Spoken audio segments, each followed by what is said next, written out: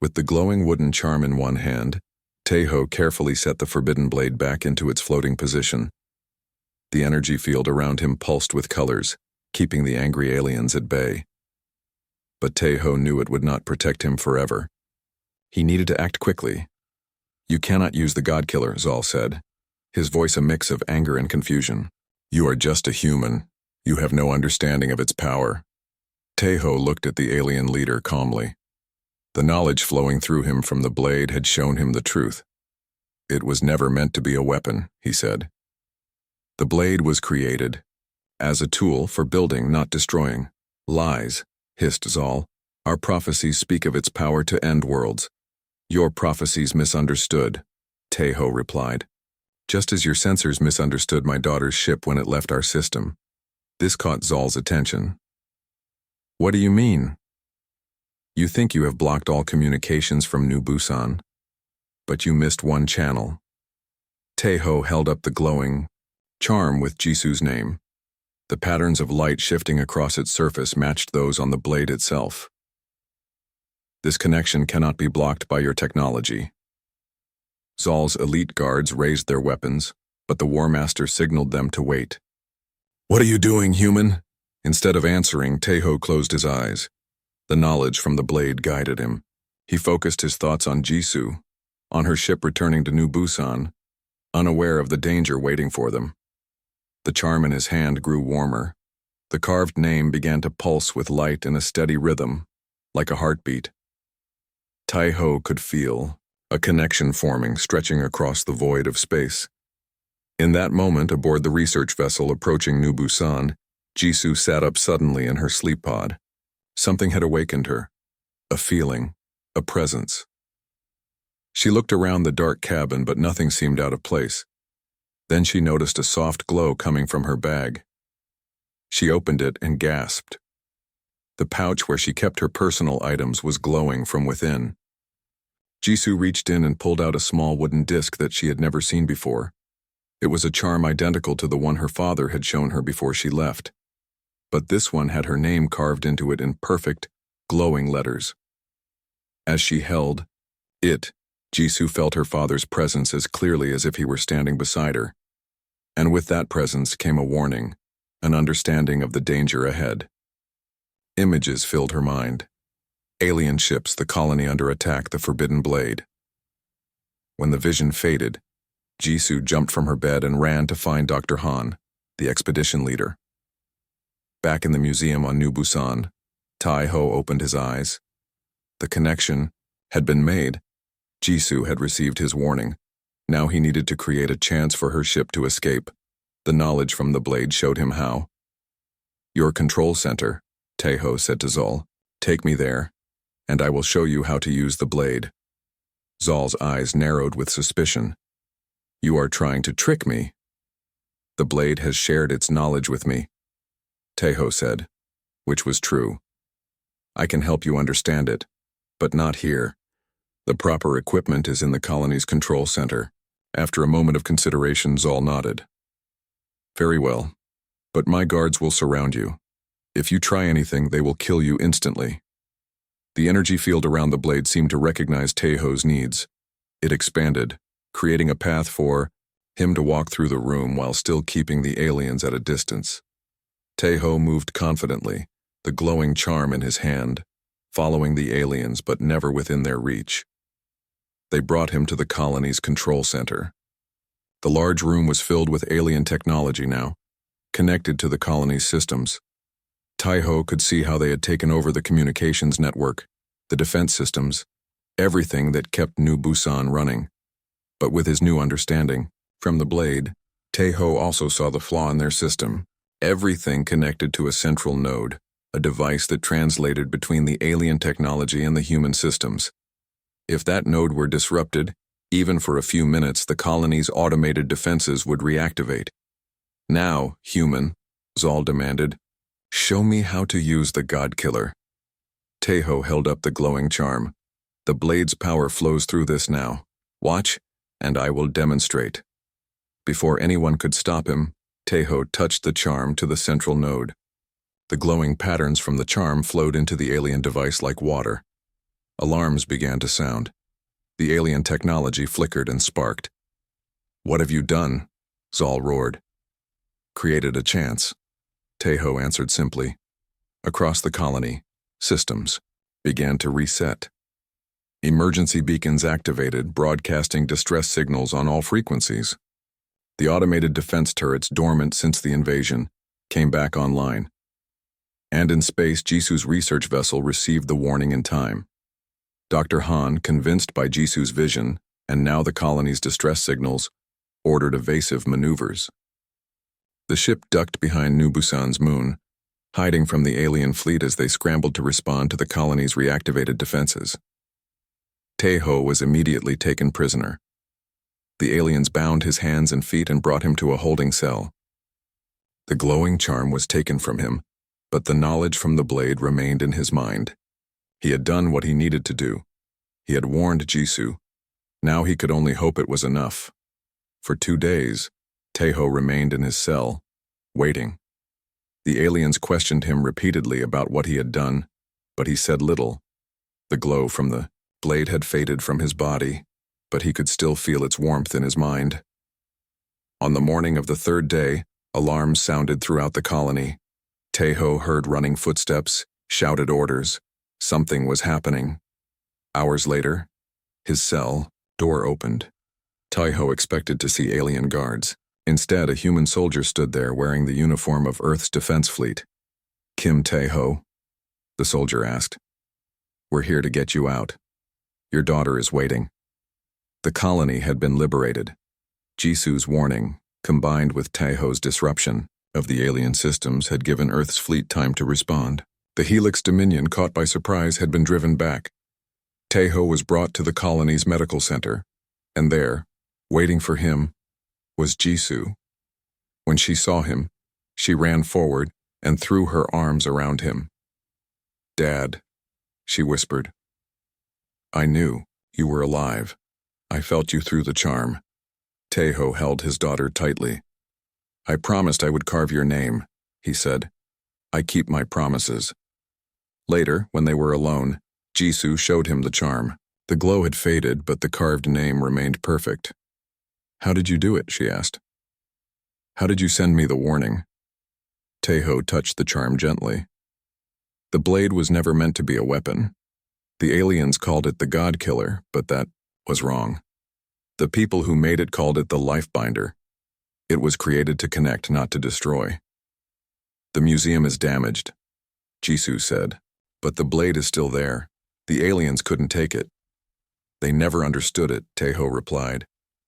"They saw only its power, not its purpose. They touched it with thoughts of war and conquest, so it rejected them." He smiled at his daughter. "I touched it with thoughts of you, with love and protection. So it helped me." In the days that followed, scientists studied the wooden charm. They discovered that it had absorbed some properties of the forbidden blade. The alien material had bonded with the wood at a molecular level, creating something entirely new. Elder Jun, who had survived the occupation, said it was proof of what he had always believed. The blade had been created by a civilization that valued creation over destruction, connection over division. As for Tejo, he was offered important positions, rewards for his bravery. He declined them all. He was not a hero, he insisted. He was just a father who had kept his promise to carve his daughter's name. But throughout human space, the story spread of the maintenance technician who had touched the forbidden blade, not to fight, but to carve his daughter's name. And in that simple act of love, he had found the true power that even the aliens, with all their advanced technology, had failed to understand. "The night shift has fewer guards," Elder June explained. They huddled in a maintenance closet near the museum's climate control systems. "The aliens need more light than we do. They don't see well in darkness." Tejo nodded, taking in every detail. "How do I get to the blade?" "There's an old service passage beneath the exhibition room. It was sealed during the last renovation, but the panel is still there." Elder Jun drew a rough map on a scrap of paper. "Here, behind the large stone display. The aliens don't know about it." "What about the energy field around the blade?" Tejo asked. The old man's eyes were serious. The field responds to intention, not physical barriers. If your heart is pure, if you approach with no violence in your thoughts, you might pass through it. And then, touch the blade. Not to take it, not to use it as a weapon, but with the purest intention you can hold in your mind. Elder Jun placed a hand on Taeho's shoulder. What is your deepest wish right now, Taeho? Taeho didn't hesitate. To protect Jisoo, to warn her. Then hold that thought when you touch the blade. Nothing else. Elder Jun looked over his shoulder nervously. I must go back before they notice I'm missing. Be careful, Taeho. After the elder left, Taeho checked his small bag. He had water, a few tools, and the wooden charm. He ran his fingers over the smooth surface where Jisoo's name would go. The thought of his daughter flying into danger made his heart ache. Waited until the colony's night cycle was at its deepest point. The maintenance corridors were silent. Most of the human prisoners would be asleep in their holding areas, and the alien patrols would be at their minimum. Taeho moved through the dark tunnels with practiced ease. Years of working on the colony systems had given him an intimate knowledge of its hidden pathways. He reached the museum without being spotted. The service entrance Elder Jun had told him about was exactly where it should be, hidden behind a display of ancient stone tablets. The panel looked like part of the wall, but Taeho found the release mechanism just as the elder had described. The passage beyond was narrow and dusty. Taeho crawled on his hands and knees, moving carefully to avoid making noise. After about 20 meters, the passage opened into a small maintenance room. A ladder on one wall led up to a hatch in the ceiling. This would put him directly under the floor of the exhibition room, below the platform where the forbidden blade was displayed. Taeho took a deep breath and began to climb. The hatch was stiff from disuse. Taeho pushed against it, trying to make as little noise as possible. Finally, it gave way, sliding to one side. He pulled himself up and found himself in a dark, narrow space beneath the exhibition platform.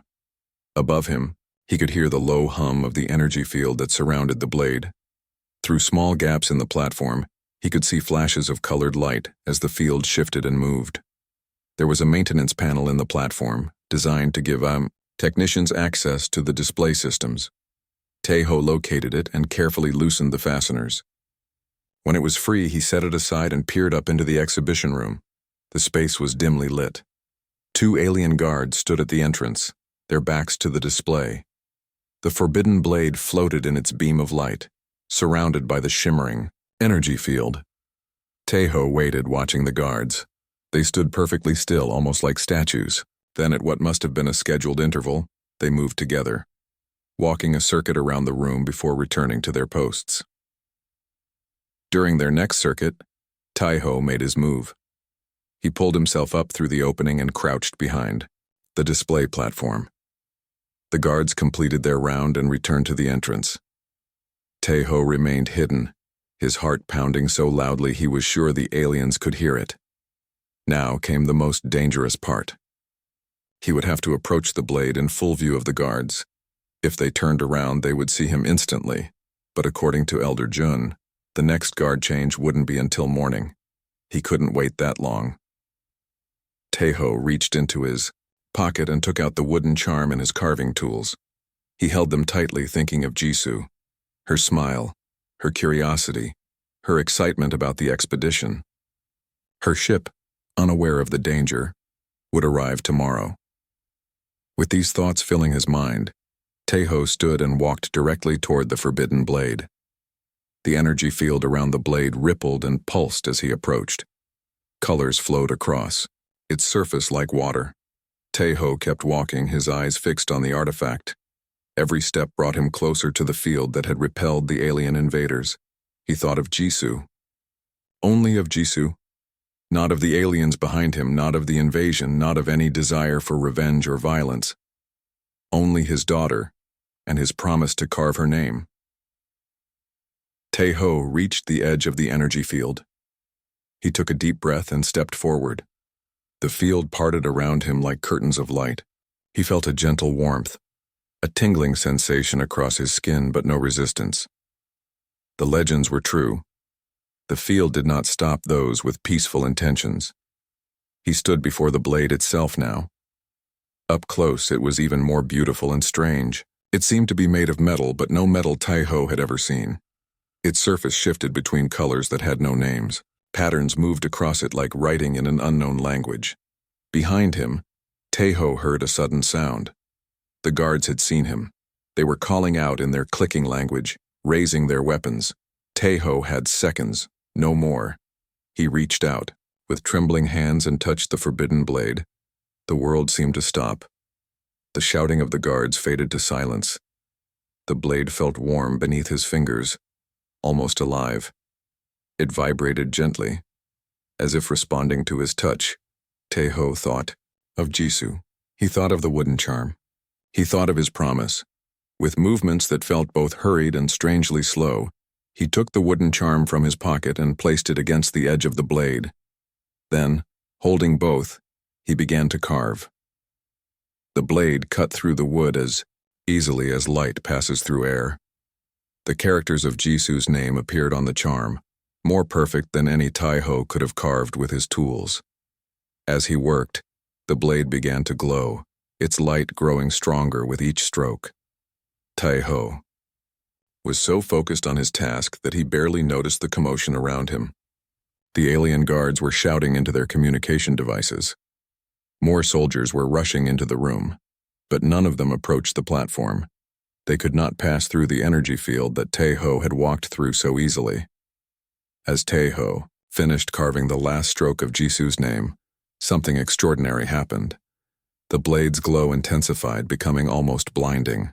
The light flowed from the blade into the wooden charm, making the freshly carved name shine with inner fire. Then the light spread to Tai-Ho himself. It moved up his arms like water flowing uphill, covering his body in a web of brilliant lines. Where the light touched him, Tai-Ho felt knowledge entering his mind. He suddenly understood things he had never known before. He could see the patterns of energy that flowed through everything, the room, the museum, the entire colony. He could see the alien technology and how it worked. He could see the weaknesses in their systems, and most importantly, he could see a way to save Jisoo. The door to the exhibition room burst open.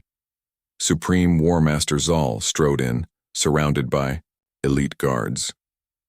The alien leader's white eyes widened at the sight of Tai-Ho standing within the energy field, holding the forbidden blade, his body traced with light.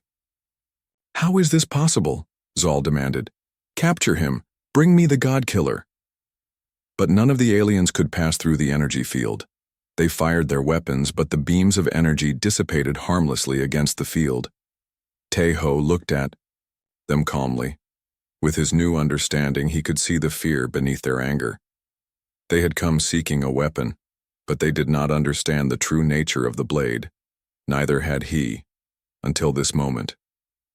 But now, with Jisoo's name carved into the wooden charm with the light of the blade flowing through him, Tai-Ho knew exactly what he needed to do.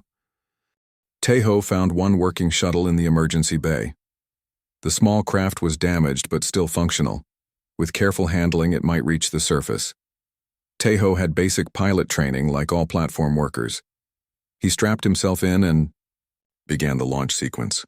The journey down was rough. The shuttle shook and rattled as it entered the atmosphere. Through the viewport, Tai-Ho could see the main dome of New Busan. It looked intact, but the smaller outlying domes were damaged. Dark ships of the Helix Dominion hovered above the colony. He aimed for the forest area outside the agricultural dome. It was risky, but landing at the main spaceport would mean immediate capture. The shuttle touched down hard, skidding across the ground before coming to rest against a large tree. Tai-Ho was thrown forward, his head hitting the control panel. For a moment, everything went dark. When he opened his eyes, smoke was filling the cabin. He unbuckled his harness and stumbled to the exit hatch. Outside, the air was thin but breathable. New Busan's atmosphere was not completely hostile to humans, just uncomfortable. He could survive without protection for a few hours. Tai-Ho moved, away from the shuttle, keeping low. In the distance, he could see the agricultural dome. Beyond it lay the main colony. He needed to get inside, find out what was happening, and somehow warn Jisu's ship. As night fell, Taiho approached the maintenance entrance to the agricultural dome. He knew the access codes from his work on the environmental systems. To his relief, the door opened with his code. The aliens had not yet changed the security systems. Inside the dome, the air was Earth normal, and Taiho took deep breaths. The crops stood in neat rows, untouched by the invasion. It seemed the Helix Dominion had no interest in destroying the colony, only controlling it. He moved through the agricultural dome and into the connecting tunnel that led to the main colony. Here, he began to see signs of the attack. Scorch marks. On the walls, broken equipment, and once a dark stain that might have been blood. The main dome was under tight control. Alien soldiers patrolled the streets. Humans moved in groups, heads down, clearly prisoners. Taiho kept to the maintenance tunnels and service corridors, using his workers' knowledge to avoid detection. His first goal was his apartment. He needed supplies, and he wanted to check if there was any message from Jisu. The building was undamaged, but the entrance was guarded by 2 alien soldiers.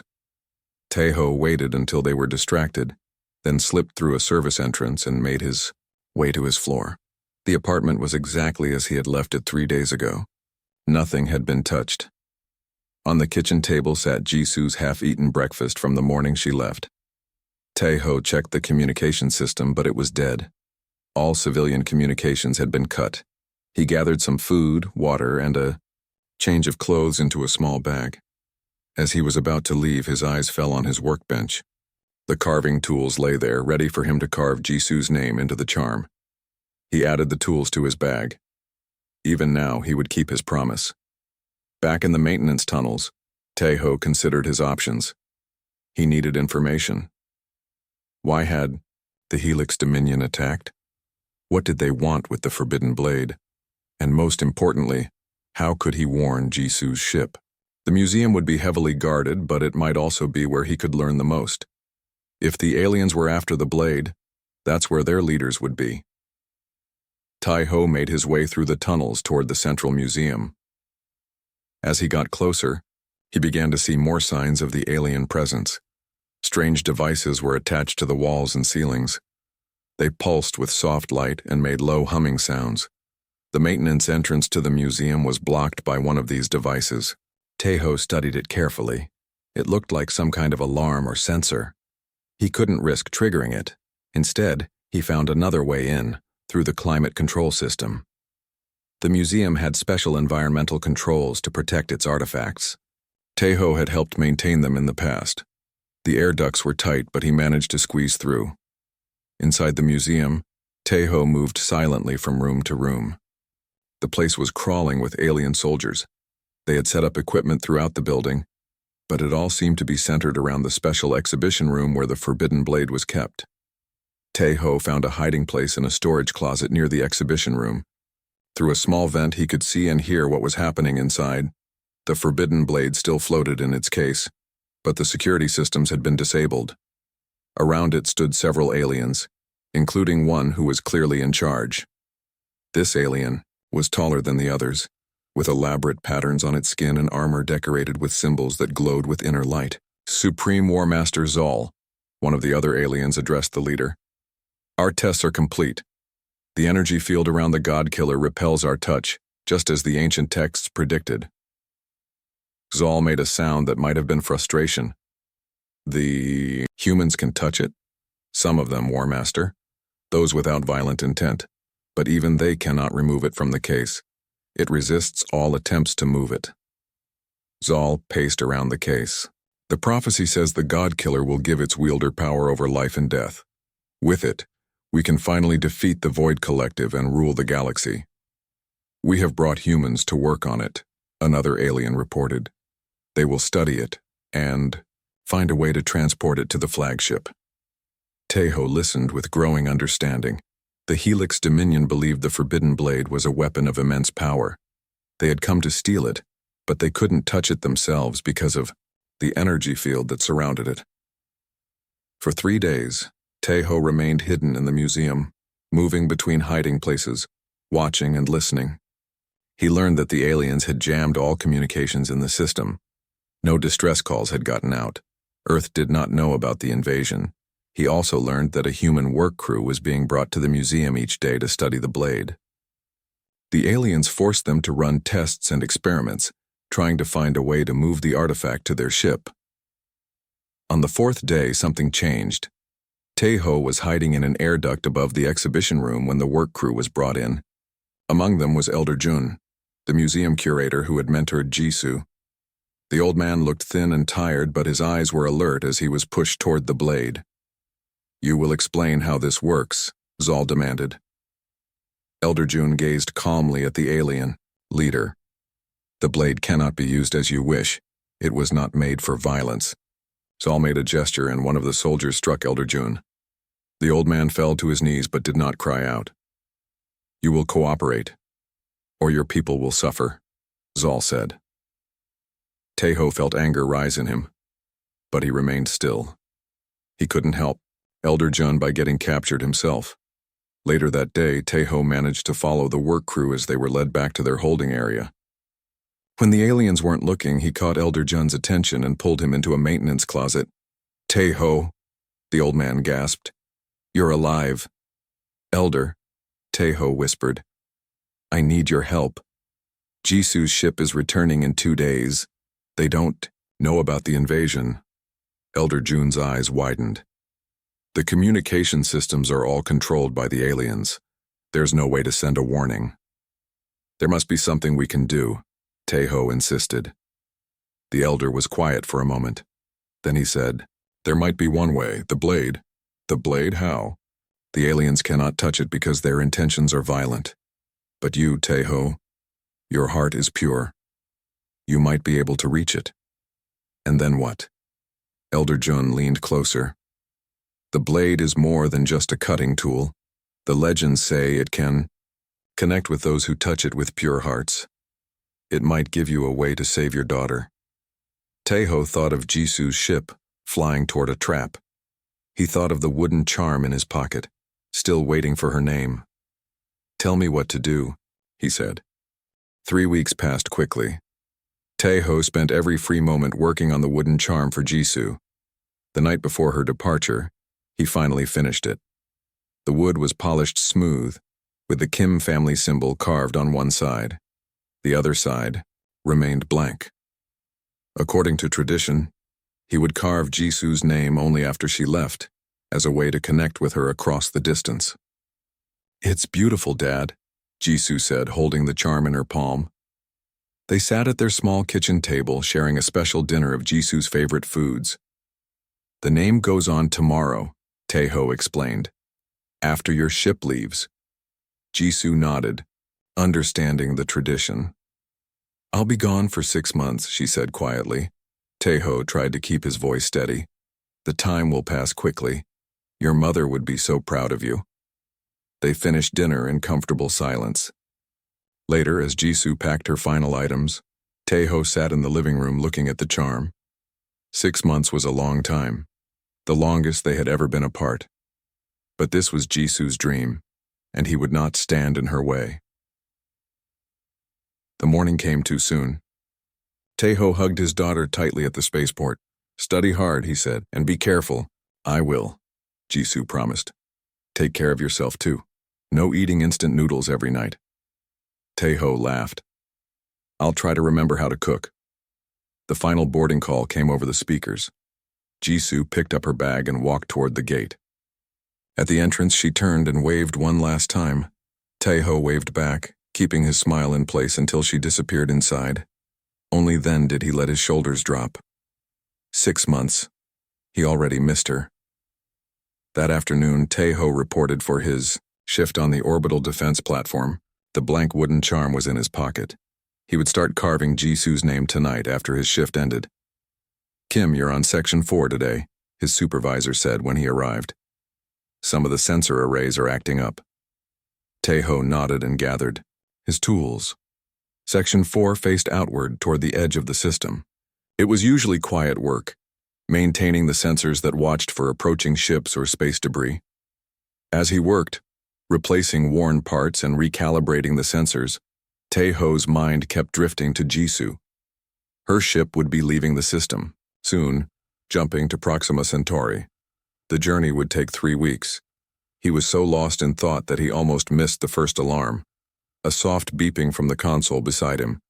Tejo looked up, frowning. One of the deep space sensors was picking up movement. A lot of movement. Tejo tapped the screen, bringing up the data. Then he froze. These weren't trading ships or patrol vessels. According to the readings, dozens of large objects were approaching. New Busan at high speed. He reached for the communication panel. Control, this is Kim in Section 4. I'm getting unusual readings out here. Static answered him. Tejo tried again. Control, please respond. More static. Then a burst of voices, all talking at once. Tejo caught fragments. Unknown ships. No response to hails. Defensive positions. Suddenly, the entire platform shook. Tejo was thrown against the wall. The lights flickered and went out, replaced by the dim red glow of emergency lighting. All personnel. A voice crackled over the emergency channel. We are under attack. Repeat. We are under attack. Unknown forces have entered the system. All personnel report to emergency stations. Tejo pulled himself up. Attack? Who would attack? New Busan? The colony had no enemies. It was a scientific outpost, not a military target. He tried to make his way to the central hub, but another explosion rocked the platform. Through the viewport, Tejo saw flashes of light as weapons fire streaked between the defense platforms and the approaching ships. The alien vessels were like nothing he had ever seen, dark, angular shapes that seemed to absorb light rather than reflect it. The colony's defenses were fighting back, but they were clearly outmatched. One by one, the defensive platforms went dark. Ships trying to flee the planet were caught in bright beams of energy and pulled toward the alien fleet. Tejo felt a chill run through him. Jisoo. Had her ship made it out of the system? Or was she still here, caught in this nightmare? He fought his way to a working communications console. The emergency channels were filled with panicked voices. The colony was under full attack. The alien ships had already landed forces in the main dome. Then Tejo heard something that made his blood freeze. They're heading for the museum, someone was saying. They want the blade. The forbidden blade. The aliens had come for the colony's greatest treasure. Through the broken communications, Tejo learned more. The invaders called themselves the Helix Dominion. Their leader, Supreme War Master Zal, had announced that they had come to claim what they called the God Killer, their name for the forbidden blade. Hours passed as Tejo huddled in a damaged section of the platform. The fighting on the surface seemed to have stopped. The colony had fallen. Without working sensors, Tejo could not tell what was happening, but the silence on the communication channels told its own story. As the emergency power began to fail, the temperature dropped. Tejo pulled his work jacket tighter around himself. In his pocket, he felt the wooden charm. Jisoo. He had to find out if she was safe. A sudden noise made him look up. The door to the section was being forced open. Tejo pressed himself into the shadows, holding his breath. 2 figures entered. They were tall, at least 7 feet, with gray skin that seemed to shift and change patterns like flowing water. Their armor was black and fitted perfectly to their bodies. Their eyes were large and completely white with no visible pupils. The Helix Dominion, the aliens who had attacked New Busan. They moved through the section, examining the equipment. Tejo remained perfectly still. They spoke to each other in a language of clicks and whistles. One of them picked up a tool Tejo had left behind, studied it, then tossed it aside. Finally they left, the door sliding shut behind them. Tejo released his breath. They hadn't seen him. But he couldn't stay here. The life support was failing, and soon the air would run out. He waited until he was sure they were gone, then moved to the door. It was damaged from the attack and the aliens forcing it open. With careful pressure in the right places, Tejo was able to create a gap large enough to squeeze through. The corridor outside was dark. Emergency lighting bathed everything in red shadows. Tejo moved quietly, listening for any sound of the aliens. His goal was the emergency shuttle bay. If any shuttles remained, he might be able to reach the surface. As he made his way through the damaged platform, Taeho caught fragments of information from working displays and communication systems. The news was all bad. The Helix Dominion had taken control of the colony. The humans who had survived were being rounded up, and worst of all communication systems had been jammed. No distress calls had made it out of the system, which meant that when Jisu's expedition returned in 6 days, they would be flying straight into a trap. Taeho's hand closed around the wooden charm in his pocket. He had to warn them. Somehow, he had to find a way to send a message. But first, he had to reach the surface. With renewed determination, he continued toward the shuttle bay, the blank charm still waiting for Jisu's name. The morning alarm buzzed at exactly 5:30 a.m., just as it had every day for the past 15 years. Taeho Kim opened his tired eyes and turned it off with a practiced motion. The small apartment was quiet except for the distant hum of the colony's air circulation system. Taeho sat up and looked out his window. The artificial dawn was breaking over New Busan, casting long shadows across the dome that protected them from the harsh atmosphere of the planet. The lights of the night shift were still blinking on the orbital defense platform where he worked. In 3 hours he would be up there too. "Jisu," he called, knocking gently on his daughter's door. "Time to wake up." There was a sleepy groan from inside, followed by movement. Taeho smiled to himself as he walked to the kitchen. At 16, Jisu was not a morning person, but today was special. The letter had arrived yesterday, and Taeho knew his daughter had probably stayed up late with excitement. As the coffee brewed, Taeho glanced at the photo on the wall. His wife Minji smiled back at him. 7 years gone now, taken by the colony fever that had swept through New Busan when Jisu was only 9. Some days the pain felt fresh. Other days, like today, he could look at her picture and smile back. "Dad, did you make extra coffee?" Jisu appeared in the doorway, her school uniform already on, but her long black hair still messy from sleep. "Of course," Taeho said, pouring her a cup. "Big day today." Jisu's face lit up. "I still can't believe they picked me. The Proxima Centauri expedition. Real archaeological work." Taeho nodded proudly. His daughter had always been smart. Smarter than him, that was certain. While he fixed things and kept the defense platform running, Jisu had risen to the top of her class. Her interest in ancient artifacts and alien ruins had started when she was 12, and now it was about to take her to another star system. 3 weeks until you leave," Taeho said, trying to keep his voice steady. "We should make a list of everything you need." "Already done," Jisu said, tapping her tablet. "But I need one more thing. A charm." Taeho understood at once. It was a family tradition. His father had carved a wooden charm for him when he first left Earth for the colonies. Taeho had carved one for Minji when they married, and now it was time to make one for Jisu. "I'll start it tonight," he promised. After breakfast, they walked together toward the center of the colony. Jisu's school was on the way to the shuttle station, where Taeho would catch his ride up to the platform. As they walked, they passed under the shadow of the Central Museum. The massive building housed the greatest treasure of New Busan, the Forbidden Blade. "Look," Jisu said, stopping to point at the museum. "They've opened the east wing again. We could see the blade." Taeho checked the time. They were early. "A quick look," he agreed. Inside the museum, the morning light filtered through high windows, creating bright patterns on the polished floor.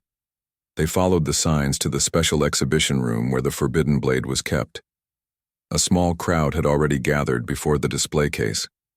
The case itself was built into the floor and surrounded by force fields and security barriers. Inside, floating in a beam of light, was the blade. It didn't look like a weapon. It resembled a long, thin piece of metal, but it shimmered with colors that seemed to move and change as you watched.